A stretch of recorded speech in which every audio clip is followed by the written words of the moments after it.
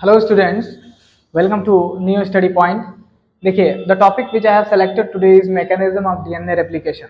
यानी हमने DNA replication के mechanism को चुना है और आज हम इसी को पढ़ाएंगे। इससे पहले की जो मेरी रेप्लिकेशन की जो वीडियो है उससे पहले उसको आप पहले देख लीजिए, फिर आप यहाँ पे आइए, आपको बहुत चीजें अच्छी से समझ में आएंगी, तो आपको बहुत परेशान नहीं होना है, अच्छे से आपको समझ में आ जाएंगी। ठीक है, तो मैकेनिज्म ऑफ डीएनए रेप्लिकेशन में अगर हम देखेंगे तो सबसे पहला जो हमें देखना है, यानी इसमें पॉइंट जो पहला पढ़ना है वो पहला पॉइंट इसके अंदर ये है कि जो डीएनए रेप्लिकेशन की जो प्रक्रिया है इट इज सेम इन, यानी ये सेम है किसमें, same in prokaryotic and eukaryotic cell, prokaryotic and eukaryotic cell. ठीक है, प्रोकैरियोटिक सेल में और यूकैरियोटिक सेल में ये जो प्रक्रिया है वो समान तरीके से है। तो पहली लाइन आपको क्या याद रखनी है कि mechanism of DNA replication is same in prokaryotic and eukaryotic cell. लेकिन इसको सबसे पहले पढ़ा गया, यानी फर्स्ट स्टडीड इन, पहली बार, यानी इसको सबसे पहले पढ़ा गया, प्रोकैरियोटिक को नहीं पढ़ा गया, बल्कि सॉरी यूकैरियोटिक को नहीं पढ़ा गया बल्कि प्रोकैरियोटिक को पहले पढ़ा गया। तो first studied in prokaryotic cell.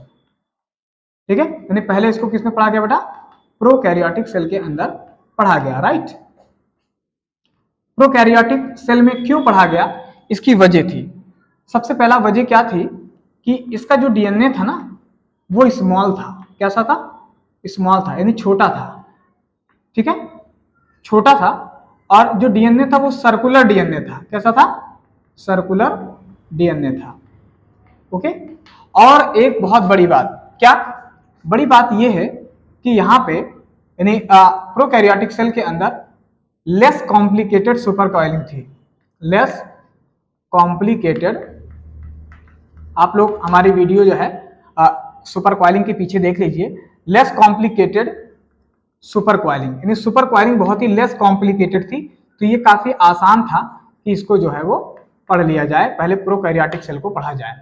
ठीक है, तो ये आपको ध्यान रखना पड़ेगा कि प्रोकैरियोटिक सेल जो है, प्रोकैरियोटिक सेल के अंदर इसकी स्टडी की गई, इसकी दो वजह थी, एक तो स्मॉल सर्कुलर डीएनए मौजूद था और दूसरा इसके अंदर लेस कॉम्प्लिकेटेड सुपर कॉइलिंग थी, इसलिए इसको किसके अंदर पढ़ा गया, पहले प्रोकैरियोटिक सेल के अंदर पढ़ा गया। और वैसे भी पता चल गया प्रोकैरियोटिक यूकैरियोटिक सेल में जो है ये सेम है। ठीक है, आते हैं इनकी शुरुआत करते हैं। हमारे पास साइंटिस्ट हैं, उनका नाम है, पहले तो ये कहते हैं कि ये ब्रिटेन के रहने वाले हैं, ब्रिटिश हैं, ब्रिटिश मॉलिक्यूलर बायोलॉजिस्ट। कैसे बेटा, ब्रिटिश मॉलिक्यूलर बायोलॉजिस्ट। ठीक है, बायोलॉजिस्ट, इनका नाम है जॉन कैरेंस। क्या नाम, जॉन कैरेंस। ठीक है, जॉन कैरेंस, और ये वक्त है 1963 का, 1963 का। मैं फिर अपनी बात बता रहा हूं कि ब्रिटिश मॉलिक्यूलर बायोलॉजिस्ट हैं ये इनका नाम क्या है, जॉन कैरेंस, और 1963 में ये हैं। और इन्होंने डुप्लीकेशन, इन्होंने जो है वो डुप्लीकेशन की प्रोसेस जो है, यानी डुप्लीकेशन की प्रोसेस को एक कॉम्प्लेक्स प्रोसेस बताया।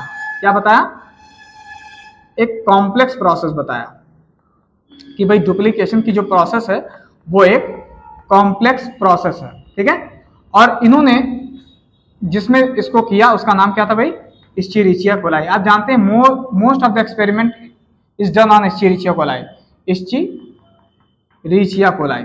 ठीक है, एस्चेरिचिया कोलाई पे इन्होंने ये बैक्टीरिया किया, मतलब सॉरी प्रक्रिया किया, एक्सपेरिमेंट किया डुप्लीकेशन की process with the help of a technique known as auto radiography. ठीक है, ऑटो रेडियोग्राफी एक टेक्निक है जिसका नाम है ऑटो रेडियोग्राफी। उसकी मदद लेकर एस्चेरिचिया कोलाई पे इन्होंने डुप्लीकेशन की प्रोसेस जो है वो डिस्कवर किया या उस पर वर्क किया इन्होंने, और इन्होंने बताया कि ये एक कॉम्प्लेक्स प्रोसेस है, कॉम्प्लेक्स प्रोसेस है। और ये कहा गया कॉम्प्लेक्स प्रोसेस इसलिए है क्योंकि इसके अंदर प्रोटीन्स की आवश्यकता होती है। किसकी बेटा, प्रोटीन्स की आवश्यकता होती है, इसके अंदर एंजाइम्स की आवश्यकता होती है, यानी डुप्लीकेशन की प्रोसेस करने के लिए। और तीसरी चीज जो रिक्वायरमेंट है उसका नाम है आरएनए। क्या नाम है, आरएनए। तो इन्होंने इसको कहा कि इन तीनों की आवश्यकता होती है, एक यूनिट के जैसा बिहेव करते हैं, इसलिए इसका नाम ही रख दिया इन्होंने रेप्लीजोम। क्या रखा, रेप्लीसोम। यानी रेप्ली माने होता है रेप्लिकेटिंग और सोमा माने होता है बॉडी, यानी ऐसी कोई बॉडी जो रेप्लिकेशन में हेल्प करती है, इसलिए इसको क्या कहा गया, रेप्लिसोम जो है वो कहा गया। तो ये आपके सामने मैंने आपको थोड़ा सा जो है वो बताया। ठीक है, आगे आ जाइए। इन्होंने बताया क्या कि रेप्लिकेशन की जो प्रोसेस है, यानी रेप्लिकेशन प्रोसेस, आप ऐसे बोलेंगे कि रेप्लिकेशन जो प्रोसेस है, replication process takes place in 3 steps, takes place in 3 steps, ठीक है। यानी रेप्लिकेशन की जो प्रोसेस है वो 3 स्टेप्स के अंदर होती है, ठीक है। हम उसको बताना चाहते हैं आपको कि कौन कौन सी वो प्रोसेस है। सबसे पहली जो प्रोसेस है उसका नाम है इसको बोलते हैं डीकॉइलिंग। क्या बोलते हैं बेटा?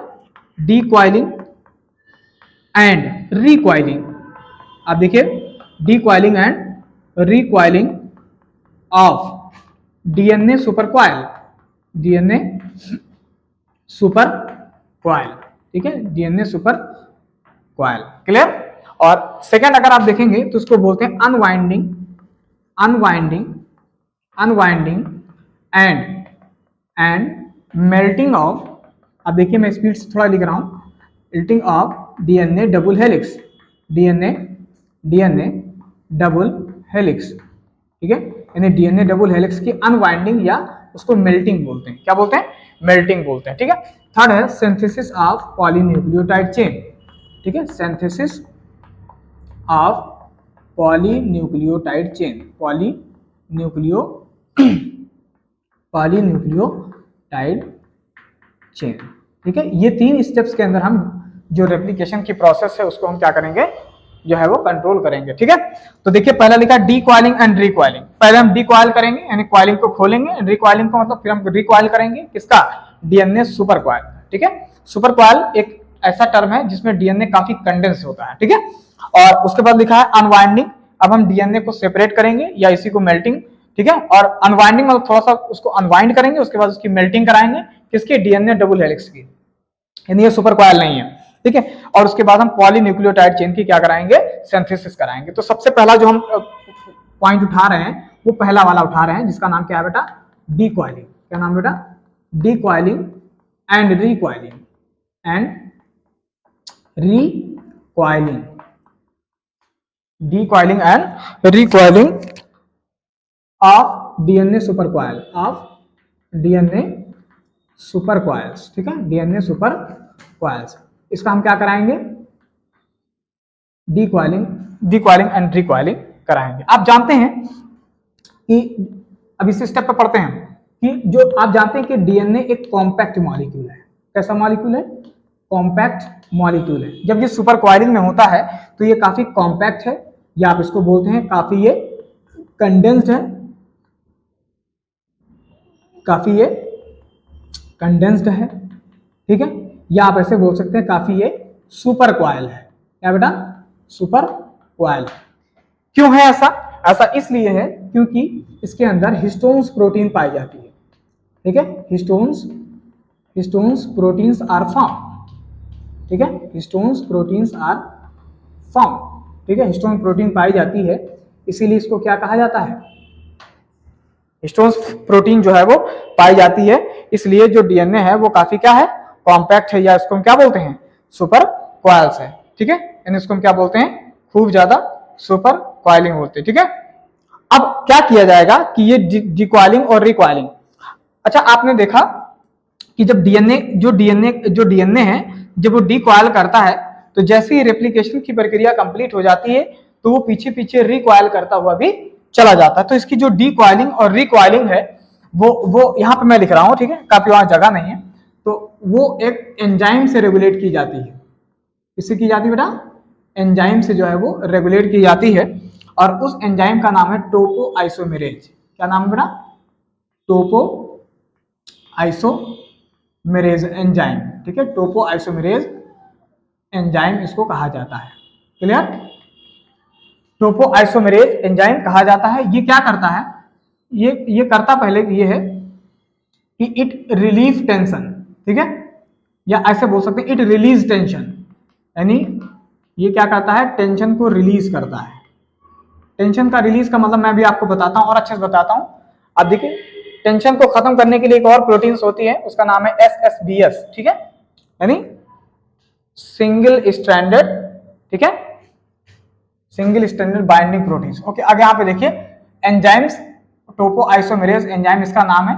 ये एंजाइम दो प्रकार का होता है, एक टोपो आइसोमेरेज फर्स्ट और एक टोपो आइसोमेरेज सेकेंड। ये क्या करता है, cut at one strand, cut at one strand, यानी डीएनए के दो स्ट्रैंड है उसमें एक कट लगाता है, यानी एक डीएनए के अंदर ये कट लगाता है।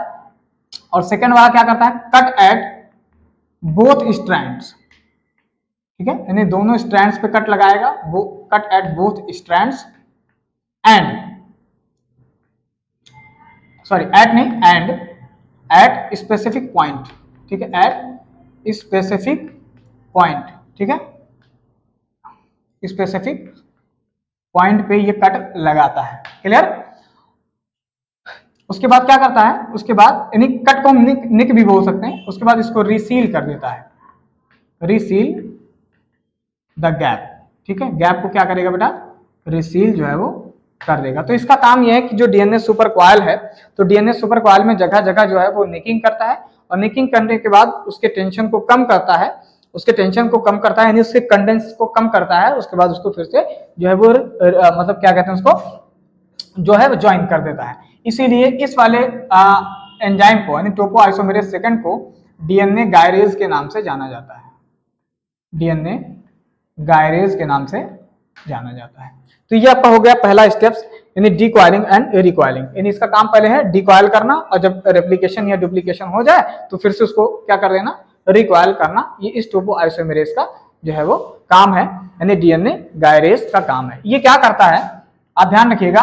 तो ये एक और चीज मैं यहीं पे लिख देता हूं कि बाइंड्स यानी जुड़ता है, ए लिटिल अहेड यानी थोड़ा आगे, लिटिल अहेड थोड़ा आगे, कहां पे आगे भाई, तो अहेड ऑफ रेप्लिकेशन फॉर्क, क्या है बेटा, रेप्लिकेशन फॉर्क, यानी रेप्लिकेशन फॉर्क के पास ये जो है वो थोड़ा सा आगे जो है वो ज्वाइन करता है, ठीक है। ये आपको थोड़ा सा ध्यान रखना पड़ेगा कि एंजाइम टोपो आइसोमेरेज एंजाइम है, ये क्या करता है कि टोपो आइसोमेरेज फर्स्ट जो है वो एक स्ट्रैंड को काटता है, और जो दूसरा जो टोपो आइसोमेरेज सेकंड है वो दोनों स्ट्रैंड्स को जो है वो काटता है। इसे डीएनए गायरेज बोलते हैं। ये क्या करता है, रेप्लिकेशन फॉर्क के थोड़ा सा आगे जो है वो जुड़ता है, ठीक है। ये बात आपको जो है वो सामने आगे आ जाइए कि अनवाइंडिंग की वजह से ऐसा जो है वो मतलब ये डीकॉइलिंग की वजह से ऐसा काम जो है वो होता है, ठीक है। तो हमने आपको पहला स्टेप्स जो है वो पढ़ा दिया है। इसके बाद जो हमारा अगला पॉइंट आएगा वो होगा क्या, अनवाइंडिंग जो है वो आएगा, ठीक है। तो इसमें अभी आएगा नहीं अनवाइंडिंग, तो अनवाइंडिंग को हम थोड़ा सा बाद में पढ़ते हैं। हमारा अगला लेक्चर जो होगा वो अनवाइंडिंग पे आएगा। उसके बाद थर्ड मतलब जो ये थर्ड वाला जो टॉपिक है वो जो है वो थर्ड सीरीज में दे दिया जाएगा, ठीक है। ओके, तो आप इसको थोड़ा सा पढ़िए। मेरे हिसाब से ये काफी एक अच्छी प्रोसेस है, और इसको आप जो है वो अच्छे से पढ़िए, ठीक है। Okay, like share subscribe comment जरूर करें। Thank you.